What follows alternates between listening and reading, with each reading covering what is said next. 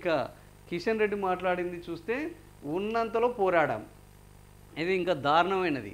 ఒకవైపు దేశం మొత్తం కాంగ్రెస్ హవా నడుస్తున్నది. దేశంలో ఏంది బీహార్లో కూడా బీజేపీ అత్యంత పెద్ద పార్టీగా అవతరించింది. గతంలో జేడీయూ ఉండేది, ఇప్పుడు అత్యంత ఆర్జేడీ, ఆ తర్వాత జేడీయూ, ఆ తర్వాత బీజేపీ. ఆర్జేడీ వెనక్కిపోయింది, జేడీయూ వెనక్కిపోయింది. ఇప్పుడు బీజేపీ 89 101 స్థానాల్లో పోటీ చేసి 89 స్థానాల్లో విజయం సాధించింది. అదే 101 స్థానాల్లో పోటీ చేసిన జేడీయూ, జనతాదళ్ యునైటెడ్ నితీష్ కుమార్ ఆధ్వర్యంలోని పార్టీ 85 స్థానాలకు మాత్రమే పరిమితమైంది.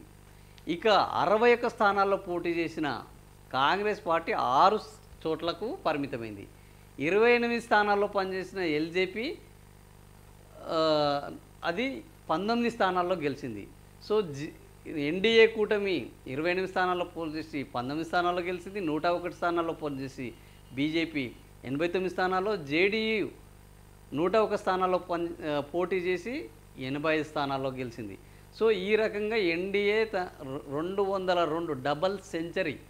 ఈ దాన్ని కూడా ఏ ఎగ్జిట్ పోలు అక్కడ దాదాపుగా అంచనా వేయలేదు. అందరూ కూడా కాంగ్రెస్ మహాగఠబంధను 100 లోపే ప్యాక్ అవుతుంది, మ్యాక్సిమం 108 సీట్లు వస్తాయి అనుకున్నారు. మ్యాక్సిమము 108 సీట్లు మహాగఠబంధన్కు 108 వస్తాయి, మినిమం 70 వస్తాయని అందరూ అంచనా వేశారు. అన్ని ఎగ్జిట్ పోల్స్, దేశంలో ఉన్న అన్ని ఎగ్జిట్ పోల్స్ ఇది అంచనా వేశారు.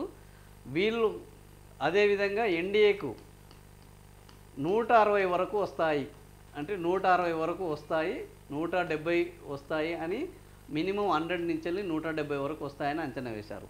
కానీ ఎవ్వరి అంచనాలలో అందరి ఇది రాంగ్ అయింది. ఇది కేవలం 25 దగ్గరే ఆగిపోయింది. మొత్తం 39 వచ్చినాయి, ఇది రాంగ్ అయింది, ఇది 202కు వెళ్ళింది. సో ఈ రకంగా ఈరోజు మనం చూడొచ్చు 2089 వచ్చినాయి బీజేపీకి, జేడీయూకి 85 వచ్చినాయి, ఆర్జేడీకి 25 వచ్చినాయి, కాంగ్రెస్కు మొత్తం వీళ్ళ జేఎస్పీకి 0, ఇతరులు 38 వచ్చినాయి. సో గతంలో ఎట్లా ఉండే 74 బీజేపీకి ఉంటే 85 వచ్చినాయి.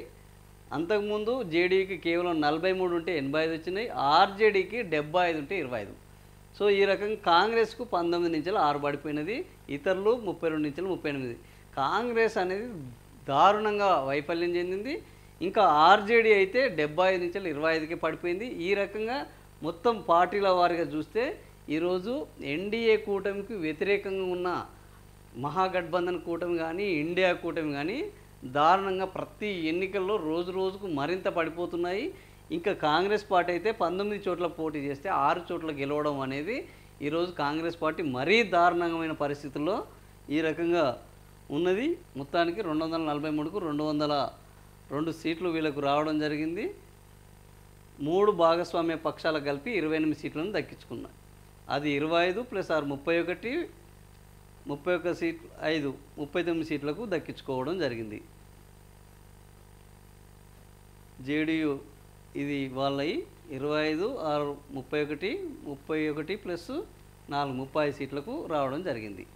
సో ఈ రకంగా 30 సీట్లతోటి వాళ్ళు ఉంటే 202 సీట్లతోటి ఎన్డీఏ కూటమి బ్రహ్మాండమైన చేస్తుంటే, మన దగ్గర ఏం జరుగుతున్నది అని అంటే, మన తెలంగాణలో ఉన్నంతలో పోరాడినాం, ఎంఐఎం మద్దతుతోటే వాళ్ళు గెలిచారు, మేము సమీక్ష చేసుకుంటాము, వాళ్ళు డబ్బులు ఖర్చు చేశారు.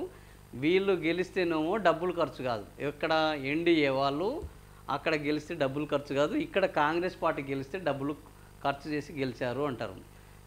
ఇక్కడ గెలిస్తే బండి సంజయ్ ఏమన్నారు, మీరు ఓటు చోరుతో గెలిచారా అని అడిగారు. అక్కడ వాళ్ళు గెలిస్తే మాత్రం ఓటు చోరు కాదు అని చెప్తున్నారు.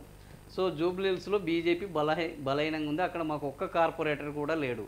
ఈ విషయము ఇప్పుడే ఎన్నికల ముందు కూడా వీళ్ళకి ఒక్క కార్పొరేటర్ లేరు, ఒక్కసారి కూడా గెలవలేదు అని తెలిసి మేము గెలుస్తాము అని చెప్పారు. అందరూ తప్పు ఎగ్జిట్ పోల్స్ ఇచ్చినా, ప్రీ పోల్స్ ఇచ్చినా, ఏ పోల్ ఇచ్చినా ఈ పోల్స్ అందరూ వాళ్ళ దగ్గర డబ్బులు తీసుకొని ఈ పోల్స్ ఇస్తున్నారు. ఎవరు కూడా వీళ్ళకు 10% లోపే ఇచ్చారు, దాదాపుగా అందరూ 10% లోపే ఇచ్చారు. ఈసారి అది కూడా రాలేదు. సో ఆ రకంగా ఒక్క కార్పొరేటర్ కూడా జిహెచ్ఎంసీ ఎన్నికల్లో మేయర్ పదవి గెలవడమే మా లక్ష్యం. ఇప్పుడు కొత్త పదాన్ని అందుకున్నారు. జూబ్లీహిల్స్లో ఏం చేస్తామనేది పక్కన పెట్టి ఇంకా మేయర్ పదవి బీహార్లో ఓటమితో దేశంలో కాంగ్రెస్ పని అయిపోయిందని ఎద్దేవా. సో బీహార్లో కాంగ్రెస్ పని అయిపోయింది, తెలంగాణలో కమలం పని అయిపోయింది. దాన్ని వీళ్ళు ఒప్పుకుంటున్నారు. నిజంగా ఎవరు ఆయన మాట్లాడడం జరిగింది, రాజా సింగ్. వీళ్ళు ఏం చేస్తారు, ఈ ఎన్నికలు అయిపోయినాయి, ఎన్నికలు అయిపోయిన తర్వాత అందరూ కలుసుకుంటారు, బిస్కెట్లు తింటారు, బిర్యానీ తింటారు, ఆ తర్వాత ఇవాళతోటి ఇది మర్చిపోతారు.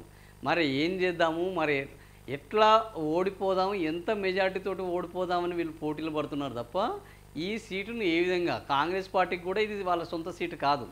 మరి కాంగ్రెస్ పార్టీ కూడా ఓడిపోతుంది అనుకున్న సీటు, కాంగ్రెస్ పార్టీ ఎంత కసిగా పనిచేసి ఈ సీటుని 25,000 మెజార్టీ, 24,711 ఓట్ల మెజార్టీతోటి సాధించుకున్నదో, మరి బీజేపీ పార్టీ ఎందుకు కనీసం గత ఎన్నికల్లో వీళ్ళకి పార్లమెంట్ ఎన్నికల్లో 60,000 ఓట్లు వచ్చినాయి, ఇదే జూబ్లీహిల్స్లో అసెంబ్లీ ఎన్నికల్లో అంతకుముందు 26,000 ఓట్లు వచ్చినాయి, ఇప్పుడు 17,000 ఓట్లకు పరిమితం అయిపోయారు. అంటే రోజు రోజుకు వీళ్ళ యొక్క గ్రాఫ్ తగ్గుతుంది. ఏ విధంగా ఈ గ్రాఫ్ను తగ్గించుకోవాలి అని బీజేపీ వాళ్ళు కష్టపడుతున్నారు అంటూ రాజా సింగ్ వేసిన సెటైరు బ్రహ్మాండంగా పేలింది. సో వీళ్ళకు ప్రతిపక్షం నుంచి ఎవ్వరూ ఇంత పెద్ద సెటైర్ వేయలేదు. రాజా సింగ్ బ్రహ్మాండమైన సెటైర్ వేశాడు. రాజా సింగ్ సెటైర్ తోటైనా వీళ్ళు ఏమన్నా మరి మారుతారా లేదా అనేది చూడాలి.